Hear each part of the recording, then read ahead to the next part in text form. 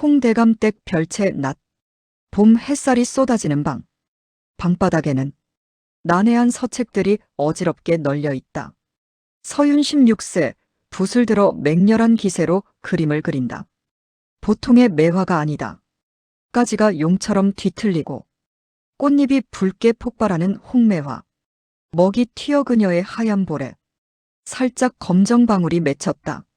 아이고 아가씨, 또 이러십니다. 또 오늘 중매쟁이 할멈이 오는 날이라니까요. 매화가 아직 덜 피었다. 유모. 이 가지 하나만 더 치고 바느질 솜씨를 보여도 모자랄 판에 그림이 웬 말입니까? 남정네들이나 하는 것을 보아라. 이 매화가 바느질로 수놓은 것보다 향기가 짙지 않느냐. 나는 박제된 꽃은 싫다. 피 흐르는 듯 살아있는 게 좋지. 그림의 압도적인 기운에 유모, 할 말을 잃는다. 홍대감댁 사랑채 낮. 홍대감과 중매쟁이가 마주 앉았다. 분위기가 무겁다. 따님 재주가 장안의 파다 앞쪽. 허나 너무 똑똑한 여자는 산의 길을 꺾는다 하여 꺼리는 댁들이 덜어 있음입죠. 내 딸은 조선 천지 어디 내놓아도 빠지지 않을 아이네. 그래, 김대감 댁에서는 뭐라 하던가? 김대감 댁 장손 윤호도령 말이옵니까? 가문이야 최고지만 아시다시피 도령께서 선천적으로 폐가 약해 오늘 내일 한다는 소문이. 권세가 기운 우리 집안엔 선택지가 없어. 병약한 사위라도 영의정 댁과 사돈을 맺어야 서윤이가 훗날 비빌 언덕이라도 생기는 게야. 문 밖에서 이 대화를 듣고 있던 서윤의 손이 가늘게 떨린다. 자신의 가치가 가문의 생존 수단으로 저울질 당하는 현실에 입술을 깨문다. 3. 한양 저작거리 오후. 답답한 마음에 몰래 밖으로 나온 서윤. 장우 사이로 보이는 세상은 활기차다. 사람들이 구름처럼 모인 곳. 이야기꾼 전기수. 이선 20세.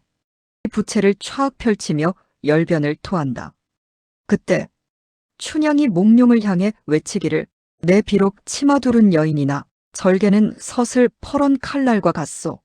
하니 사또의 간담이 서늘해지지 않았겠소. 구경꾼들 사이에서 서윤 눈을 반짝인다. 책 속의 활자가 아닌 살아있는 이야기의 힘. 그때 왈패들이 이선의 판을 엎으려 시비를 건다. 어이 샌님, 사랑 타령 그만하고 돈이나 내놓으쇼. 돈 대신 이 형님들의 무용담을 지어드리면 어떻소? 장터의 호랑이, 떡배 형님 일대기 같은 거 멋지지 않소? 하하. 재치로 위기를 넘기는 이선의 모습에 서윤이 저도 모르게 푸 웃음을 터뜨린다. 그 소리에 이선이 고개를 돌린다. 장우 틈으로 드러난 서윤의 눈. 순간 시간이 멈춘다. 이선 말을 잇지 못한다. 저기 거기 낭자. 웃음소리가 꼭 옥굿을 굴러가는 소리 같소만. 서윤 당황하여 급히 몸을 돌려 인파 속으로 사라진다. 이선 멍하니 그녀가 사라진 곳을 바라본다. 도깨비에 홀린 건가? 사람의 눈빛이 어찌 저리 막단 말인가? 4. 절 근처 계곡 며칠 후 낮. 양가 어른들의 주선으로 이루어진 만남. 계곡물 소리가 청아하다. 윤호 18세. 바위에 앉아 기침을 하며 책을 읽고 있다. 창백하지만 기품이 있는 선비의 모습. 서윤이 다가간다.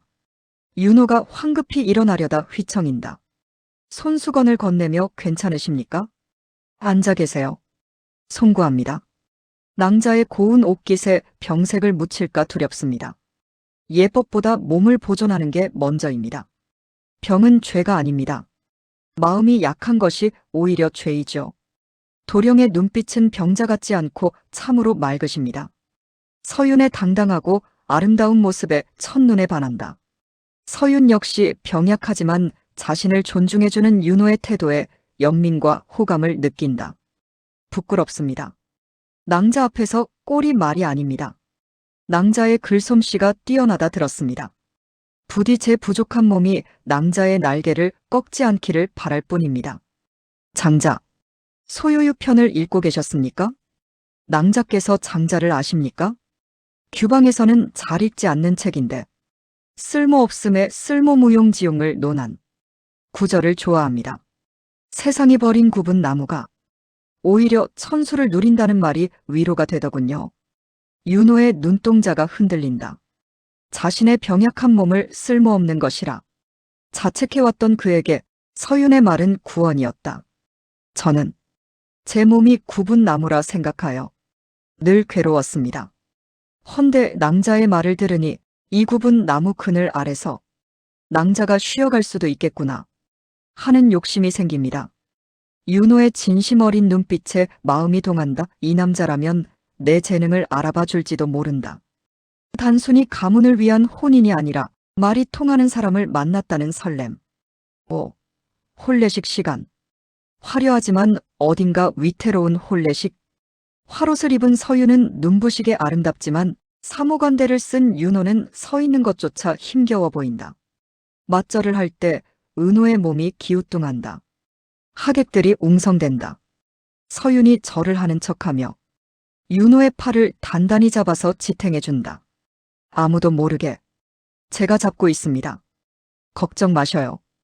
고맙소. 그대는 참으로 담대하오. 그때 맑은 하늘에서 우르릉 쾅 마른 천둥이 친다. 까마귀 떼가 지붕 위로 날아오른다. 불길한 징조. 서윤의 어머니가 가슴을 쓸어내린다. 6. 신혼방 밤. 신방의 촛불이 일렁인다. 윤호는 약 사발을 비우고 힘겹게 앉아있다. 첫날 밤의 설렘보다는 생존의 연대감이 느껴지는 분위기. 미안하오 부인. 사내가 되어 여인을 품기도 전에 양 냄새부터 풍기니 대야에 물을 적셔 윤호의 손을 닦아주며 서방님, 저는 그림을 그릴 때 가장 행복합니다. 허나 세상은 여자가 붓을 들면 손가락질을 하죠. 서방님께서 제 병풍이 되어 주십시오. 제가 마음껏 세상을 그릴 수 있게 막아주신다면 저는 제 온 생을 바쳐 서방님의 숨을 지키겠습니다. 윤호가 서윤의 손을 맞잡는다. 그의 손은 차갑지만 눈빛은 뜨겁다. 약조아리다. 그대의 붓이 꺾이지 않게 내 비록 약한 몸이 남아 그대의 단단한 담장이 되겠소. 두 사람 서로를 깊이 안는다. 육체적 욕망이 아닌 영혼의 결합. 7. 짧은 행복. 시댁 생활은 만만치 않다. 깐깐한 시어머니의 엄격한 가풍. 하지만 서윤은 특유의 지혜와 밝은 성품으로 집안 분위기를 바꿔나간다. 병약한 시아버지의 약을 직접 다리고 시어머니의 말벗이 되어준다. 내가 우리 집안에 들어오고 나서 집안에 꽃이 핀 것 같구나. 윤호도 혈색이 좋아졌어. 서윤은 행복하다. 자신의 노력으로 주변이 변하는 것에 보람을 느낀다. 서윤이 곳간에서 장부를 검토한다. 하인들이 빼돌린 쌀을 정확히 지적해낸다. 시어머니가 놀라움과 만족감이 섞인 표정으로 서윤을 다시 본다. 사랑채 윤호가 누워서 책을 읽고 서윤이 그 옆에서 난을 친다. 윤호가 참으로 명필이오하며 웃는다. 둘의 눈빛에 꿀이 떨어진다. 윤호의 안색이 많이 좋아졌다. 함께 산책을 한다. 붉은 단풍이 든 나무 아래서 서로의 옷매무새를 다듬어주는 평화로운 한때. 8. 김대감 댁 안채 겨울밤. 평화는 깨졌다. 음산한 바람 소리. 문풍지가 심하게 떨린다. 하녀 하나가 마당을 쓸다가 갑자기 우액 하며 검붉은 피를 토하고 쓰러진다. 서윤이 놀라 뛰어나온다. 그게 누구 없느냐. 의원을 불러라. 하지만 분위기가 심상치 않다. 대문 밖 저작거리에서 들려오는 곡소리. 아이고, 아이고. 집집마다 곡성이 끊이지 않는다. 속이 타는 것 같구나. 김대감이 마루에서 굴러떨어진다. 9. 사랑채 앞마당 밤. 아비규환. 김대감은 이미 의식을 잃었고 시어머니도 고열로 헛소리를 한다. 의원이 수건으로 입을 가린 채 뒷걸음질 친다. 이건 호열자 콜레라입니다. 손을 쓸 수가 없습니다. 이 집에 들어오면 다 죽습니다. 어디를 가십니까? 약이라도 주고 가셔야죠. 도망가십시오, 마님. 이건 하늘이 내린 형벌입니다. 의원이 도망치고 덩그러니 남겨진 서윤. 그때 안방 문이 열리고 윤호가 기어 나온다. 얼굴이 흑빛이다. 부인, 오지 마시오. 가까이 오면 안 돼요. 서방님. 서윤이 달려가 은호를 끌어안는다. 윤호의 몸이 불덩이 같다. 윤호가 피 묻은 손으로 서윤을 밀어낸다. 제발, 그대는 살아야 하오. 나가시오. 어서. 약조하지 않았습니까? 제 담장이 되어주시겠다면서요. 이렇게 무너지는 게 어디 있습니까? 윤호, 말할 힘도 없어. 서윤의 옷자락만 꽉 쥔 채 거친 숨을 몰아쉰다. 죽음의 그림자가 집안을 완전히 덮쳤다. 서윤의 눈에서 공포가 사라지고 서늘한 도끼가 차오른다. 10. 엔딩 결단. 새벽. 시체처럼 고요해진 집안. 하인들은 모두 도망갔다. 차가운 새벽빛 아래 서윤은 솥에 물을 끓이고 있다. 그녀의 손은 텄고 비단 옷은 더러워졌다. 그녀가 부엌칼을 들어 자신의 긴 치맛자락을 스걱 잘라낸다. 활동하기 편하게 끈을 동여맨다. 더 이상 양반과 규수의 모습이 아니다. 전장의 장수 같은 모습. 신은 우리를 버렸다. 그렇다면 서윤이 끓는 물수건을 들고 윤호가 누워있는 방으로 비장하게 들어간다. 이제부터는 내가 신이 되겠다. 내 사람들은 내가 살린다. 방문이 닫히며 문살에 비친 서윤의 그림자가 거대하게 일렁인다.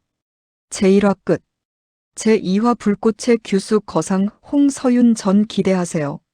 좋아요는 새로운 영상을 제작하는데 큰 힘이 됩니다. 감사합니다. 편한 시간 되세요.